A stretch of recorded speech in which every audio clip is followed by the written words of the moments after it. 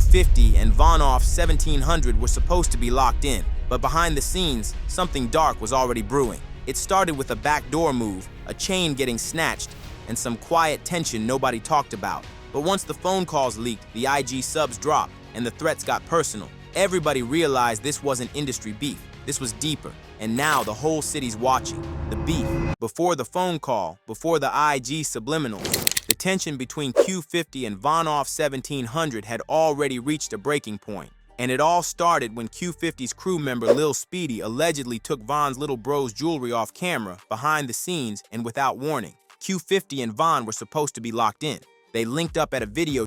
Everything seemed cool on the surface. But after the session, rumors started spreading fast. Q50 had backdoored one of Von's closest people and snatched his chain. The clip of that moment never hit the mainstream, but TikTok and group chats were on fire. Q50 was already known for that type of move. He'd been accused of snaking O-Block's Big Champ and even his own camp before. So when this happened, it didn't feel like an isolated situation. This was Q50's pattern. Von tried to keep it low at first, playing it off like it wasn't that deep. But then he jumped on live and addressed it directly, saying he still had his jewelry and clowning Q50 for trying to flex a fake win. The disrespect was loud, and Q50 doesn't take that kind of talk lightly. That's when the audio leaked. The call where Q50 lost it, yelling, threatening, saying straight up, "I ain't talking about poking, I'm talking about clapping." That's when it got serious. All I'm saying, look, they don't know niggas get robbed every day, B. I'm on my dick on the girl, let they watch what I'm finna do when I hung up on this ass. Niggas get robbed every day, B. I'm my dick on the girl, but come on, like, it's like protest, it's just a look, like, hey, Von, bro, I know you don't want to do that on my dick on the girl. Hey, Von, hey, yeah, on my dick on the girl. Poke, you gonna get your ass clapped on my dick on the girl. Deeper issue, Q50 had been watching Von for a while since he felt like Von was playing both sides during that incident backstage when Foe and Vert were arguing, and Von laughed at Foe's diss. Q50 saw that as friendly with the ops, especially when Von posted Q50's audio on his Instagram story like it was funny. That's not how you handle beef when it's real street pressure. From Q50's eyes, Von was trying to save face, keep connections on both sides, maybe even set up future features. But in the drill world, neutrality don't exist. You're either locked in or you're food. Von wanted to be around Bloodhounds but didn't want their problems. That's why Q50 started seeing him as iffy, too close to the ops, too many jokes, too much funny energy. Now both sides have gone public. Jewelry got snatched, words were said, threats were made. Q50 made it clear, this ain't about rap, it's about respect. And with Toss Gang and Bloodhound both watching, the streets are waiting to see what comes next. Because this ain't over. It never really was.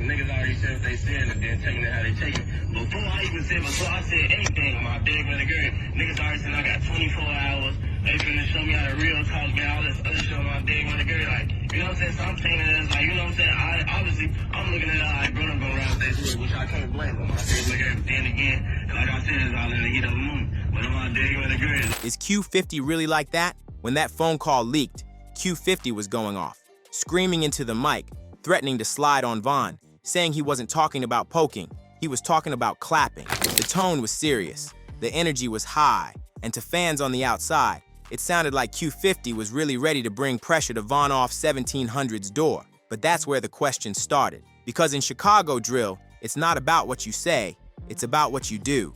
And when people started digging into Q50's past, they remembered one clip that said a lot without a single word. Back in 2023, a video surfaced of Q50 during a where his close homie, Lil Jeff, was getting hit. Lil Jeff was the one really in the field, known for his get-backs, feared in certain circles, and respected for not folding under pressure. But in that moment, when bullets started flying and Jeff was getting aired out, Q50 was seen running. No shots fired, no retaliation, just dipped. That video got passed around quick, and even his own ops started using it to question his rep. Lil Jeff was one of the realest in the Bloodhound camp, known on the streets for never backing down and always riding for his set. His reputation wasn't just built on music, it was earned through action. Everyone knew Lil Jeff was the type who'd slide on ops and handle business without hesitation. That loyalty and toughness made him respected not only by his own crew, but by rivals who recognized his fearlessness. Q50 and Lil Jeff were close. They came up together in that Bloodhound environment, moving through the trenches side by side. But a moment caught on camera changed the narrative forever. During a where Lil Jeff was getting hit, the footage showed Q50 running, leaving his homie exposed in a moment where most would expect backup or retaliation. That clip spread fast and sparked questions about Q50's realness.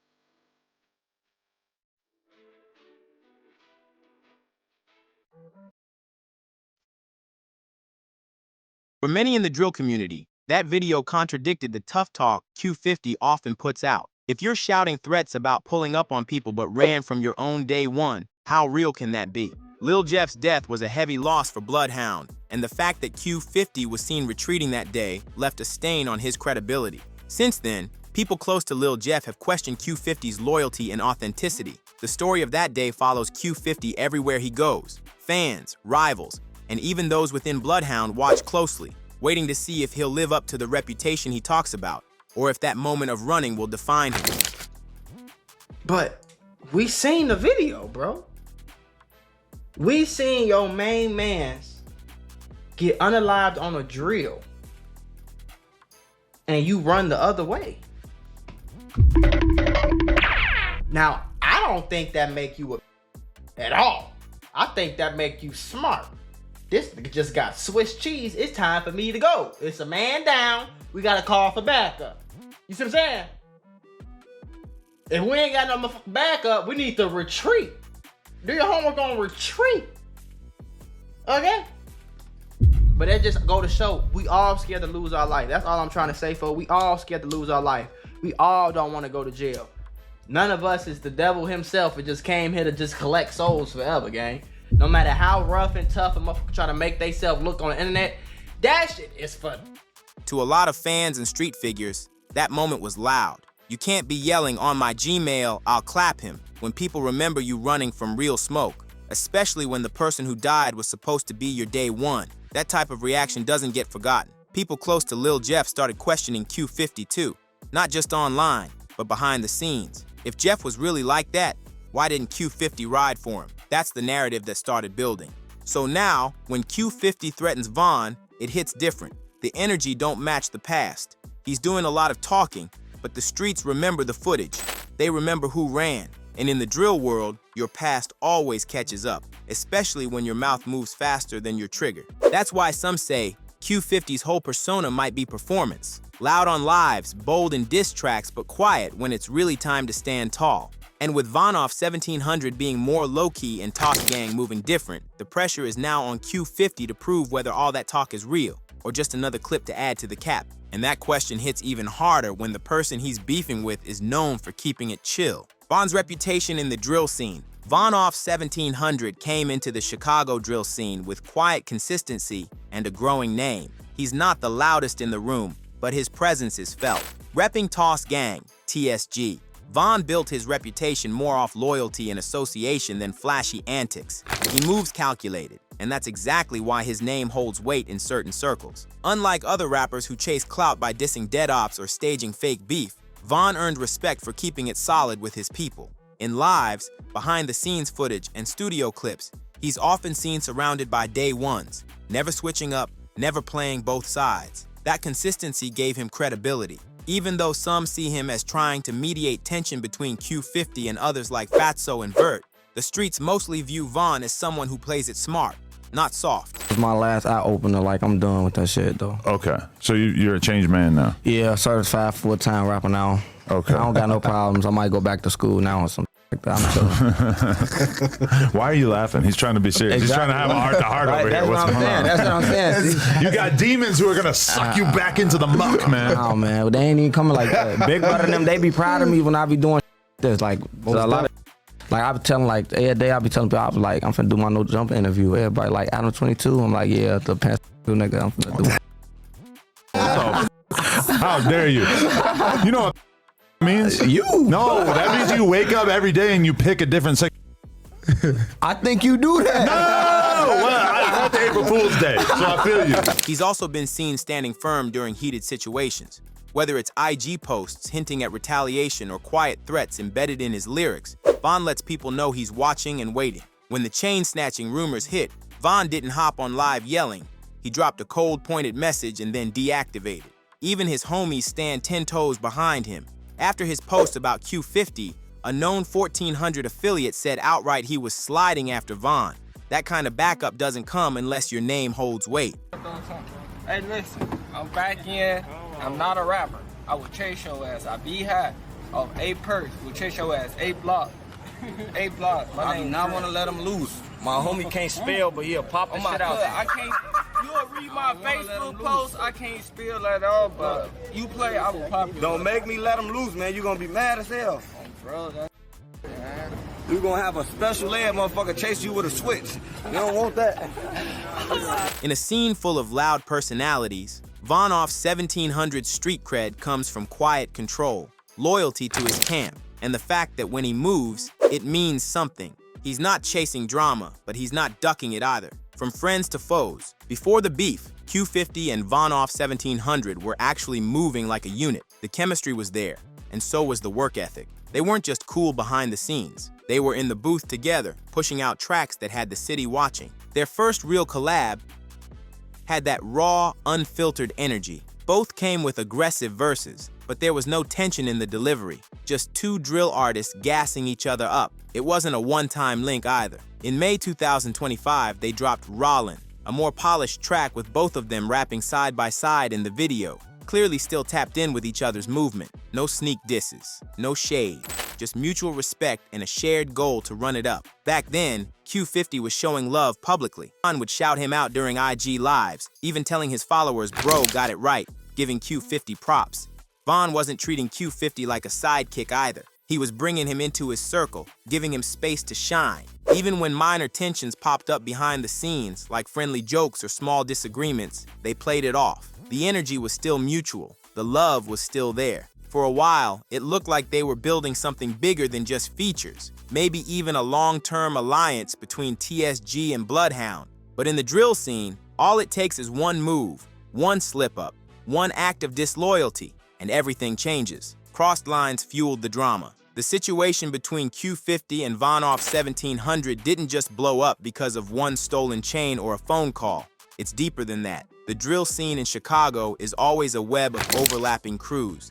And in this case, the lines between Toss Gang, Bloodhound, and other affiliates got way too blurred. When Von, Vert, Fatso, and various Bloodhound affiliates are all moving in the same circles, whether it's in the studio, on social media, or the streets, it's only a matter of time before something sparks. The tension really boiled over around an incident involving a 17-year-old kid who allegedly put hands on Vert. That moment hit hard, because in drill culture, respect is everything. If your ops get beat, you're expected to back them up and handle business quietly.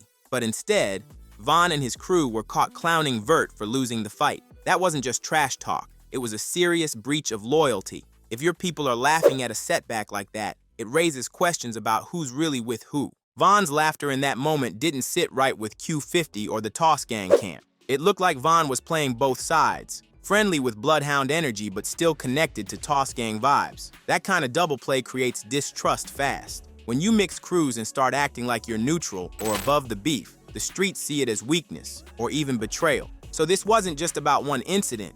It was years of mixed affiliations, friendly jokes with ops, and alliances that didn't line up. When everyone is orbiting around each other, the chance for a backdoor or a slip-up grows exponentially. The Von Ver Fatso drama was just the spark, but the fuel came from these tangled connections that kept everyone too close for comfort. Q50 isn't new to drama. Way before his fallout with Von Off 1700, Q50 had already stacked up a long list of beefs, both inside and outside his circle. Whether it's the ops, his own affiliates, or entire sets, Q50's name always seems to be in the mix, and not always on the winning end. Rel Vert was supposed to be one of Q50's own, Both Bloodhound, both tapped in, but after the death of Lil Jeff on June 8, 2024, a day that shook their whole set, things shifted. Vert had ties to Trap City, the same group many blame for Jeff's death. That connection sparked a serious fallout. By August, Q50 was publicly vowing vengeance against Trap City, and Vert was caught in the crossfire. Posts from mid-2025 even suggest that Q50 and Vert tried to press Big Jilla off 1500, a Toss Gang /1500 member, after he allegedly mocked Vert online. What started as inner circle tension turned into a three-way street beef. Then there's Billionaire Black. Fans thought something was brewing between them, but when Q50 finally addressed it in an April 2025 Vlad TV interview, he brushed it off. Said he didn't really know Billionaire like that. It looked more like fan-fueled speculation or internet hype than real smoke, possibly a misunderstanding born out of street politics or stray bars and songs. But the one that made waves online was Q50's friction with 8 Trey. Back in September 2024, Reddit threads lit up when an alleged 8 Trey member posted DMs between him and Q50. While Q50 didn't name-drop individuals, he did diss 8 Trey's hood directly in music, drawing a line. The beef seemed less personal and more about Drill City versus 8 Trey, a larger tension within the Chicago scene. Still, some accused Q50 of clout chasing, using disses to stir up attention with no real backing. This made some fans wonder, is the beef real? Are they clickbaiting the fans? In the world of drill and social media, drama often gets played up to keep attention. So some fans wonder if the Q50 and Vonoff 1700 beef is just clickbait. After all, they've dropped tracks together recently, and a lot of the online shouting could be seen as a way to hype streams and followers. The flashy posts, the dramatic phone leaks, and the public chain flexing sometimes feel like a show meant to keep eyeballs glued. But when you listen close, the tone behind the messages and the threats isn't just for clout. Q50's angry phone call wasn't some casual diss. It was raw, heated, and real. Von's long posts and sudden IG deactivation show this ain't just playing around either. The way affiliates on both sides are reacting, with talk of sliding and real retaliation, adds weight to the claims that this isn't just social media smoke. So while some fans might question if it's all hype, the energy behind the scenes tells a different story. The threats feel genuine, the tension is building, and the stakes look real. Whether or not it's clickbait to the casual eye, the people involved and their crews clearly see this as something serious, something that could spark real consequences beyond the internet. Bloodhound and Toss Gang. Toss Gang and Bloodhound ain't just names, they're two active street factions in the Chicago scene, each moving with their own code, politics, and reputation. Both are known for their affiliations with artists, but what really sets them apart is how they carry out business and how internal loyalty plays a role in everything, from music to the trenches. Toss Gang, often referred to as TSG, has been closely tied to Vonoff 1700. They move with structure and usually operate in tight circles, keeping most of their internal business low-key unless it spills into the music. When Von came up, he brought the Toss name with him, putting his crew on the map with visuals, live videos, and studio sessions that gave fans a glimpse into the lifestyle. Toss is known for being calculated. They're not the ones who pop off on social for every situation, but when they respond, it's usually sharp and with intent. Bloodhound, on the other hand, moves more aggressively, more loud, more direct. That's the lane Q50 comes from. Their presence is heavier online, and they've been known to air things out fast, whether it's on live, in a diss track, or on the ground. Bloodhound affiliates don't do much ducking. They respond to pressure with pressure. Q50's rise was tied to the Bloodhound image, reckless, unpredictable, and ready to slide at any moment. That reputation stuck with him, especially after multiple rumors of him backdooring people, including folks he once called gang. The real issue between Toss Gang and Bloodhound isn't just about Q50 and Von's fallout. It's about how both sides operate. Toss expects structure and loyalty. Bloodhound respects pressure and action. So when Von tried to play neutral while still being close to Bloodhound energy, it sent mixed signals. And when Q50 felt played, he did what Bloodhound members do: press the issue publicly and let the world know there's smoke. If you like this video, click on the boxes on either side to watch a video similar to this one.